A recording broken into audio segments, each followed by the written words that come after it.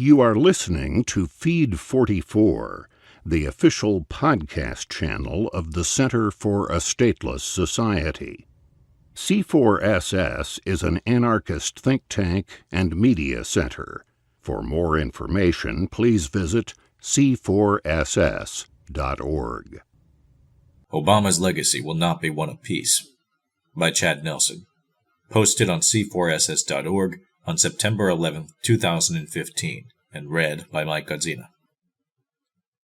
The Financial Times recently reported that Nobel Peace Prize recipient Barack Obama has conducted 10 times more drone strikes than his predecessor George W. Bush.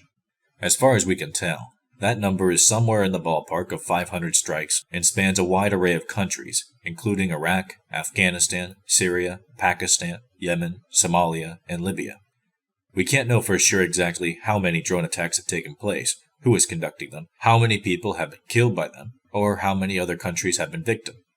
It's important to Obama that the extent of his drone wars remained secret. His peaceful veneer would quickly disintegrate if we had an accurate Obama death toll. Drone wars have been kept so secret, in fact, that Obama's former press secretary, Robert Gibbs, revealed that he was instructed not to acknowledge or discuss their existence. A handful of investigative journalist groups like the Long War Journal have been left conducting important but difficult guesswork about Obama's drone wars, as if putting together a large puzzle one small piece at a time. All the while, the American public is left clueless as to the activities being conducted in their name. Obama proclaims that, quote, a decade of war is over, while behind the scenes he expands the scope of the war on terror. As a result of our being kept largely ignorant of our government's actions, we are all the more astounded when the consequences of such wars come to fruition. The phenomenon of blowback results from the American government's actions abroad, which cause tremendous resentment within local populations. When retaliation for these actions arrives at our shores or against Americans abroad, as it inevitably does, the American public is shocked and appalled, wondering what could possibly prompt such heinous actions. Hungry for answers, Americans are then fed simple explanations by politicians, such as, they hate our way of life, or their religion commands them to commit such acts. Never are we provided the context in which such reprisals occur, and because so many Americans willingly accept the state's spoon-fed version of events, they largely tolerate a domestic police and surveillance state that is said to keep them safe from such terrorists. Tribal areas of Afghanistan surveyed about the psychological effects of drones reveal a people living in terror, unable to sleep, with children often kept home from school for fear they'll be targeted. Though generally out of sight, drones can constantly be heard buzzing overhead, creating a persistent state of fear.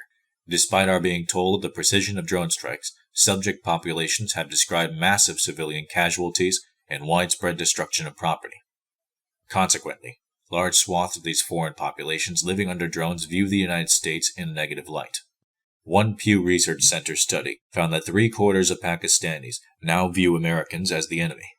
One would expect similar numbers from the many other countries across the Middle East and Africa, in which America now conducts drone strikes. Blowback is not limited to those directly terrorized by drones either. General Stanley McChrystal stated, quote, resentment created by drones is much greater than the average American appreciates. They are hated on a visceral level by people who've never seen one or seen the effects of one. Though it's shrouded in secrecy, this new form of American warfare will be Obama's legacy. The sanitization of war offered by drones, introduced on a grand scale by Obama, all but ensures America will never again be without foreign conflict at the hands of crazed politicians. As drone technology continues to improve, the rest of the world will be more at risk of attack by the American war machine, and Americans less safe as a result. As Obama's time in the White House winds down, let's remember that he escalated the war on terror.